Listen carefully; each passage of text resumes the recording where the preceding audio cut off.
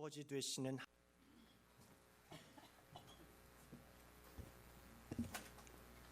예전에 유행하던 그 가요가 있었는데 그 제목이 만남이란 가요 있잖아요. 그런 가요가 우리의 만남은 뭐가 아니라고요? 우연이 아니다.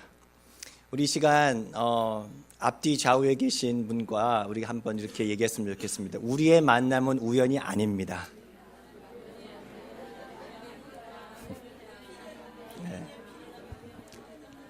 이렇게 또 인사했으면 좋겠어요. 하나님께서 당신을 이곳에 보내셨습니다. 아멘. 우리가 이 자리에 모여서 하나님께 예비할 수 있게 된 것은 정말 이렇게 서로 다르잖아요. 다 살아왔던 배경도 다르고 생긴 것도 다르고 이렇게 한 자리에 모여서 예배 드릴 수 있는 것은 하나님의 특별한 섭리인 줄로 믿습니다. 종종 아이들과 함께 한국에 계신 부모님과 화상통화를 하곤 합니다. 한 번은 거의 1년 좀 전인 것 같아요. 사랑이가 저를 가리키면서 저희 아버지께, 그러니까 사랑이의 할아버지에게 이렇게 말을 했습니다. 이 사람은 내 아빠야. 저희 아버지가 장난기가 발동하셔서 그 할아버지는 사랑이에게 이렇게 말합니다. 아니야, 이 사람은 내 아들이야. 누가 맞습니까? 이 사랑이가 갑자기 웃으면서 고개를 갸우뚱하면서 저를 쳐다보더라고요. 맞아? 아빠 이런 것 같아요. 할아버지로부터 아빠가 태어나고 또 아빠로부터 자신이 태어났다고 하는 그 관계를 아직 아이가 몰랐던 것 같아요. 그런데 오늘 교회 아침에 오면서 차를 타면서 오늘 전해야 됐던 말씀을 우리 사랑이에게 시험을 해야겠다 하는 마음으로, 사랑아, 아빠는 하나님의 아들이야. 사랑이는 하나님의 딸이야. 그러니까는 사랑이가 된뜸 하는 얘기가, 아빠는 할아버지 아들이잖아 이러더라고요. 아직 하나님의 아들, 딸 모르는 것 같아요. 예, 그렇게 조금씩 이렇게 알아가고 있는 것이 아닌가라는 생각했습니다. 여러분, 강아지 좋아하세요? 예. 이제 언제부턴가 강아지 TV, 텔레비전에 이런 제목이 있어요. 세상에 나쁜 개는 없다. 이런 TV가 있어요. 그래서 종종 쉬는 날이면 우리 아내하고 이렇게 볼 때가 있는데, 개가 꼭 사람 같더라고요. 이 개 키우는 것이 마치 애를 키우는 것 같아가지고, 이거 개 못 키우겠다라는 생각이 들었습니다. 정말 개를 키우는 사람들 보면 정말로 정성을 다해서 키우는데요. 뭐를 한 가지 발견하냐면은, 강아지를 입양할 때 보면은요, 크게 두 종류가 있다라는 것을 제가 알게 되었어요. 어떤 강아지는 이 부모를 잘 모르는 버려진 잡종 견이 있는 반면에, 또 어떤 강아지는 아비, 어미 견 사진이 있더라고요. 그리고 몸무게도 있어요. 그 새끼를 낳았을 때의 몸무게까지. 그리고 자세한 정보를 가진, 소위 말하면 뭐가 있어요? 예, 족보가 있는 강아지가 있더라고요. 여러분, 누가 입양하는데 더 비쌀까요? 예, 잘하시네요. 예. 무슨 얘기냐면은요, 그 강아지는요, 강아지의 가치는요, 누구에 따라 달라져요? 부모에 따라 달라지는 거예요. 오늘 말씀 본문을 보면은요, 바울은요, 이렇게 아테네 사람들에게 얘기를 합니다. 우리가 하나님의 소생이야. 영어로 이렇게 번역했더라고요. We are the offspring of God. 이 소생이라고 하는 말은요, 헬라어로 게노스라고 하는데요, 뜻이 이래요. 민족, 자손, 가족 등을 뜻합니다. 여러분, 누가복음 3장에 보시면은요, 예수님의 족보가 쭉 나옵니다. 예수는 요셉의 아들이고, 또 요셉의 위는 헬리고, 그 위는 맏단이고, 그 위는 레위고, 쭉쭉쭉쭉 올라가서 마지막 38절에 이렇게 족보가 끝이 납니다. 그 위는 에노스요, 그 위는 셋이요, 그 위는 아담이요, 그 위는 하나님이시니라. 예수님은 결국에 하나님의 소생이라는 것이라는 거예요. 오늘 바울이 본문에서 말했던 우리가 그의 소생이다라고 하는 표현은요, 사실 그 성경에서 나온 표현이 아니었어요. 원래 실제 있었던 BC 310년에 있었던 그리스 아테네 출신의 시인 아라투스라고 하는 그 사람이 쓴 시를 바울이 알고 인용을 한 거예요. 그의 시를 잠깐 제가 찾았는데요. 읽어드리겠습니다. 제우스와 함께 우리 시작하자. 인간들이여 무슨 일에든 그를 빼놓고는 말하지 맙시다. 모든 길들은 제우스로 가득 찼고 인간의 모든 장터들에도 제우스로 가득 차 있습니다. 바다와 항구들도 그로 가득합니다. 우리의 모든 일은 제우스와 관계가 있습니다. 왜냐하면 우리는 진실로 그의 소생이기 때문입니다. 그 시에서 바울이 발췌를 한 거예요.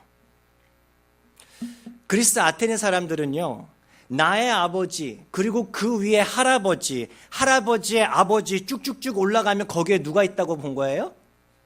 제우스가 있다고 본 거예요. 그래서 자신들은 제우스의 소생이다라고 믿었던 거예요. 그렇게 아테네 사람들의 사고와 정신세계를 지배하고 있던 그 유명한 시인의 식구를 인용하면서 바울은요, 왜 그 식구를 인용했을까요? 그들과 뭐 하기 위해서? 접촉점을 찾았던 거예요. 그 접촉점을 찾았던 그 바울은요, 바로 그 뒤에 이어서 예리하게 그들이 알고 있던 잘못된 그 지식을 바꾸어 줍니다. 마치 이렇게 해요. 우리가 그의 소생 맞아. 그런데 우리는 하나님의 소생이야. 제우스라고 하는 변덕스럽고 호색을 즐기는 신, 인간과 별 다름없는 인간에 의해서 금, 은, 돌로 만들어진 그 신에서부터 우리가 나온 게 아니고 모든 만물을 만드시고 지금도 완벽한 섭리와 계획 가운데 능력의 손으로 이 세상을 운행하고 계시는 그 하나님으로부터 너와 내가 나왔다는 거야. 조금 달리 표현해 보면 창조주 하나님이 우리의 아버지야 라는 말을 하는 거예요. 모든 인간은 하나님께로부터 시작되었다라고 바울은 선포하고 있는 것입니다. 창세기 1장 27절 말씀, 우리가 잘 아는 말씀인데 우리 같이 한번 읽어볼까요? 시작. 하나님이 자기 형상 곧 하나님의 형상대로 사람을 창조하시되 남자와 여자를 창조하시고. 여러분, 우리 안에는요 무엇이 있어요? 그래서 무엇이 있다고요? 하나님의 형상이 있어요. 여러분, 우리가 소중한 이유는 왜 그래요? 우리가 하나님의 소생이기 때문에, 우리가 하나님의 자녀이기 때문에 우리가 소중한 거예요. 바울은요, 이 메시지를 잘 모르고 있었던 그 아테네 사람들에게 들려주고자 했던 것 아닙니까? 그 형제의 모습 속에라는 그 복음성가가 있잖아요. 형제의 모습 속에 보이는, 혹시 가사가 띄어져 있나? 없어요? 아주 쉬우니까 제가 알려드릴게요. 우리 아시는 분들은 같이 찬양했으면 좋겠어요. 형제의 모습 속에 보이는. 시작. 형제의 모습 속에 보이는 하나님 형상 아름다워 존귀한 주의 자녀 됐으니, 존귀한 주의 자녀 됐으니 사랑하며 섬기리. 형제만 하면은 듣는 자매 좀 아쉽잖아요. 자매의 모습 속에, 다시 한번 시작. 자매의 모습 속에 보이는 하나님 형상 아름다워라. 존귀한 주의 자녀 됐으니, 귀한 주의 자녀 됐으니 사랑하며 섬기리. 아멘. 우리 옆에 계신 분께 그렇게 이야기해 줬으면 좋겠습니다. 당신은 존귀한 주님의 자녀입니다. 예.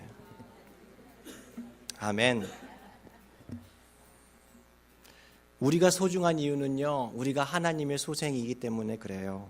하나님의 자녀이기 때문에 그렇습니다. 우리가 지난 3주 전부터 Back to Basic이라는 제목으로 하나님에 대해서 다시 알고자 하는 이유는 여기에 있어요. 하나님을 바로 알아야지만 우리가 누구인지를 깨닫게 되고요.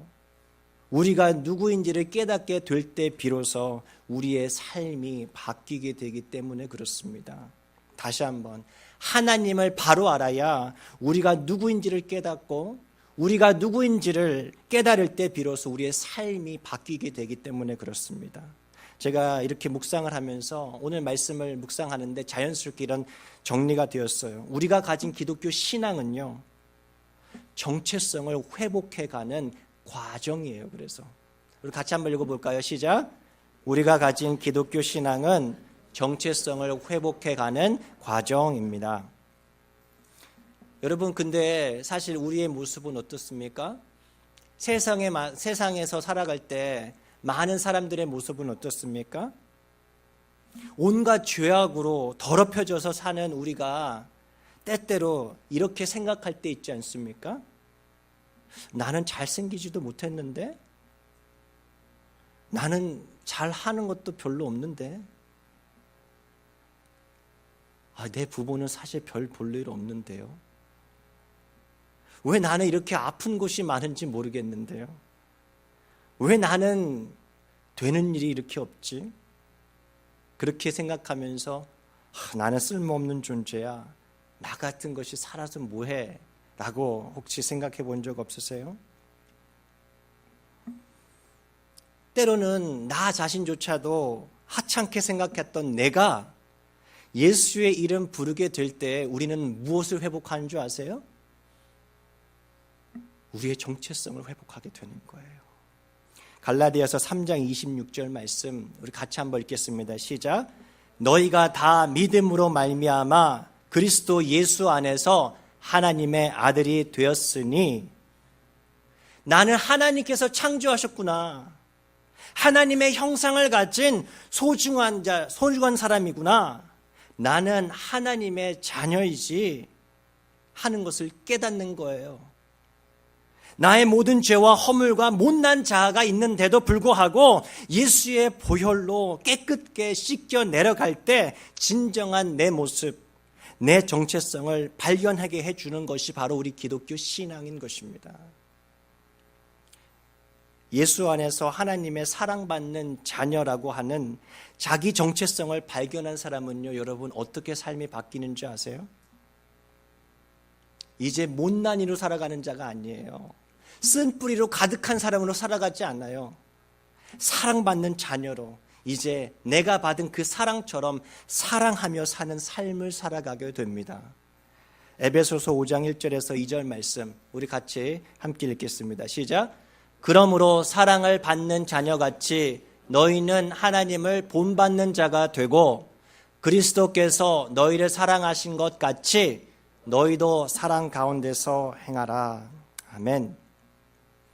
여러분, 하나님의 자녀로서 갖게 되는 이 정체성과 자존감이 강한 것은요, 말하자면 세상에서 가지고 있는 그런 자존감하고는 많이 다른 것 같아요. 세상에서도요, 예수 안 믿어도요, 내가 하나님의 소생인 것을 몰라도요, 자존감이 강한 사람들이 있어요. 마치 그런 노래 있잖아요. 내가 제일 잘 나가.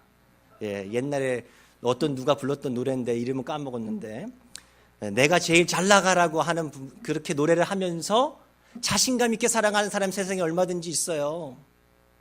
내가 제일 훌륭해. 나는 꿀릴 것 없거든. 뭐가 달라요? 하나님의 자녀로서 가지고 있는 정체성과 자존감이 강한 것과 세상에서 말하는 그냥 나는 훌륭해. 내가 제일 잘 나가. 나는 꿀리지 않아 하는 그 자존감과 뭐가 달라요? 오직 은혜로 하나님의 자녀가 되어서 새로운 정체성을 가지고 살아가는 사람들은요, 하나님의 사랑을 닮아 있다라는 거예요. 하나님의 사랑을 닮아서 자기 중심성을 벗어나서 다른 사람을 사랑할 줄 알아요.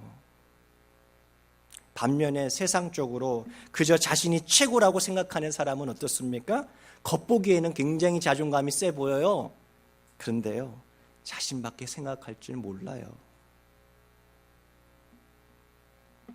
여러분, 우리 신앙인의 정체성을 나타내주는 단어가 성경에는 여러 가지로 나옵니다.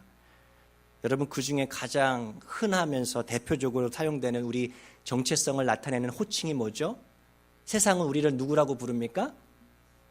네, 크리스천이라고 부릅니다. 보통 교회 다니는 우리를 세상 사람들은 저 사람 크리스찬이라고 얘기를 하죠. 그런데 여러분, 그거 아세요? 이 말은 성경에서 몇 번 나온 줄 아세요? 달랑 3번. 그런데 우리의 진짜 정체성을 가르쳐주는 단어가 있는데 그 단어가 뭔지 아세요? 네? 네, good guess. 네, 맞아요. 하나님의 자녀인데 그 하나님의 자녀 말고 오늘은 저는 제자라는 말을 사용하고 싶어요. 이 제자라고 하는 단어는요, 또 다른 우리 하나님을 믿는 사람의 정체성입니다. 이 제자라는 단어가 무려 몇 번 나온 줄 아세요? 261번. 크리스천은 3번밖에 안 나오는 죄예요.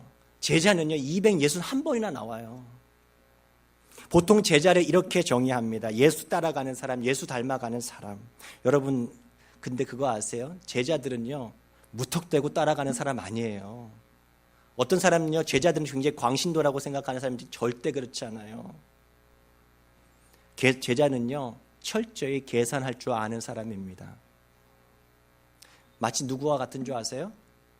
성경에 보면은 밭에 감추인 보화를 발견한 사람이 뭐 합니까? 집에 가서? 네?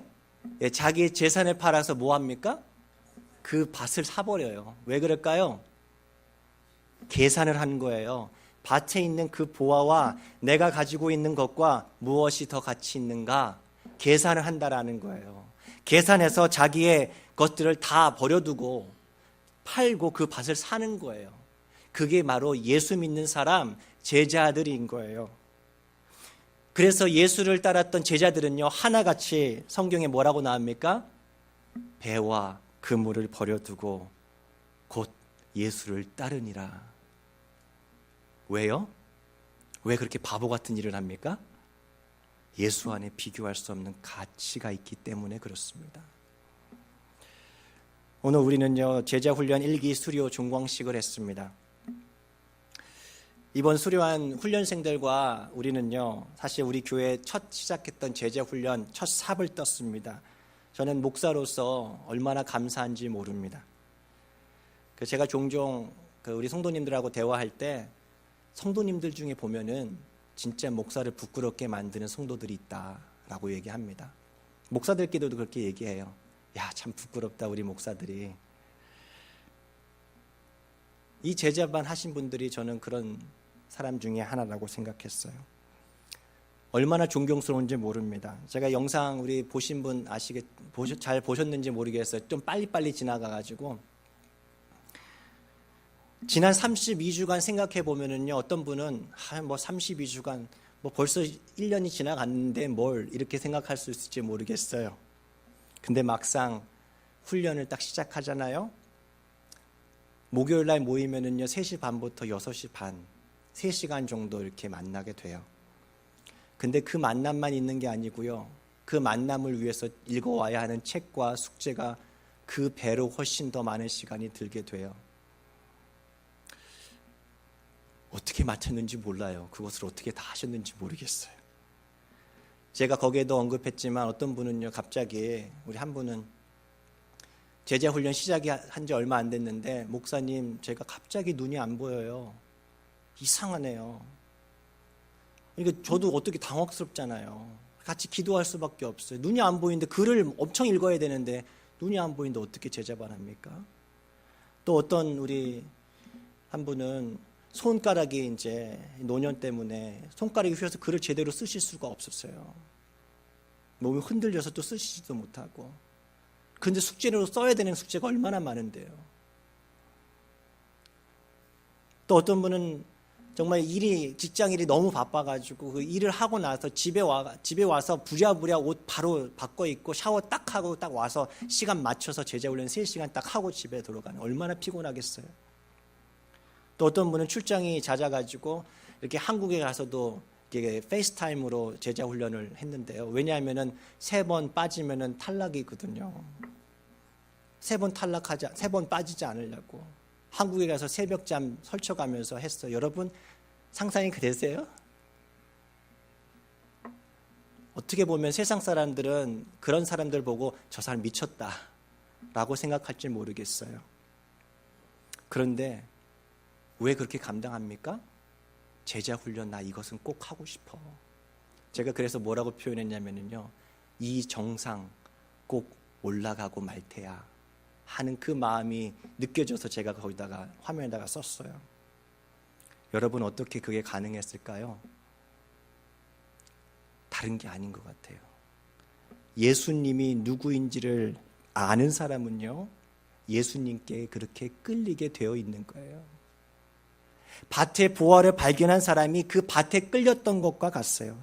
예수님을 알게 될 때 예수의 제자가 되고 싶은 거예요. 하나님이 누구인지를 우리가 바로 알게 될 때 우리는 우리 자신이 누구인지 비로소 알게 됩니다. 그래서 바울은 가르쳐 주는 거예요. 하나님은 우리의 아버지가 되십니다. 우리는 하나님의 자녀라는 것을 가르쳐 주고 싶은 거예요. 우리 같이 한번 읽어보겠습니다. 다시 한번 시작. 우리는 하나님의 자녀입니다. 하나님은 우리의 아버지가 되십니다. 아멘. 하이라라고 하는 그 영화 배우가 그 TV 탤런트 뭐 영화도 찍었는데 그 옛날 배우가 있는데 혹시 아세요? 하히라. 예. 저희 세대 때는 아주 유명했는데 요즘 청년들은 아무도 모를 거예요. 그렇죠? 예. 하이라라고 하는 그 여배우가 있습니다. 그 여배우의 그 간증 이야기로 오늘 말씀을 마무리하고자 합니다. 이분은요, 원래 그 불교 집안에서 태어났는데요. 얼마나 불교 집안이었냐면요, 아침 저녁으로 집안에 그 상이 있고 불상이 있고 아침 저녁으로 그 향을 태우는 그런 집이었다고 합니다. 그런데 그러다가 이 여인이 어떻게 이게 최수종이라고 하는 독실한 기독교 남자를 만난 거예요. 그래서 자연스럽게 이렇게 남편을 따라서 교회를 나가기 시작합니다. 그런데 어땠을까요? 좋았을까요? 아니, 한 달도 채 안 돼가지고 교회의 어떤 직분자에게 상처를 받은 거예요. 꼭 그런 일이 있죠. 오랜만에 간신히 힘들게 데려왔는데 꼭 이상 상처 안 줄 것 같은 그 사람이, 그것도 또 이 직분자들이 이렇게 상처를 줄 때가 종종 있어요. 그래가지고 이 하이라가 집에 와서 참 고민합니다. 아니, 어떻게 신앙이 독실하다고 하는 그런 사람이 그럴 수 있는가? 난 교회 가기 싫어. 그 당시 이 하이라는 이렇게 고백해요. 시어머니 눈치 보랴 교회 다니는 것도 힘들었는데 에휴, 이참에 하나님도 잘 믿어지지도 않고 잘 됐다 싶어가지고 교회를 그만뒀다고 합니다. 그렇게 교회를 등지고 다시 어디로 갑니까? 예, 맞아요. 자신의 친정 부모가 다니는 그 절에 따라 다시 가기 시작했습니다. 돌아가신 아버지를 위해서 천도제도 드리고 또 4번의 유산 끝에 그 낳은 아이를 위해서 100일 기도도 그렇게 드렸습니다. 그러다가 그렇게 계속해서 이렇게 또 다닐 것 같았는데 어느 순간 교회를 다니게 되는 결정적인 계기가 일어났어요. 뭐였냐면은 이 하이라는요, 잠이 들거나 눈만 감으면 뭐가 보여요인가? 귀신이 보이는 거예요. 여러분 그런 적 있으세요? 그렇게 말하는 분 들은 적 있으세요? 이 하이라가 그랬던 사람이었어요.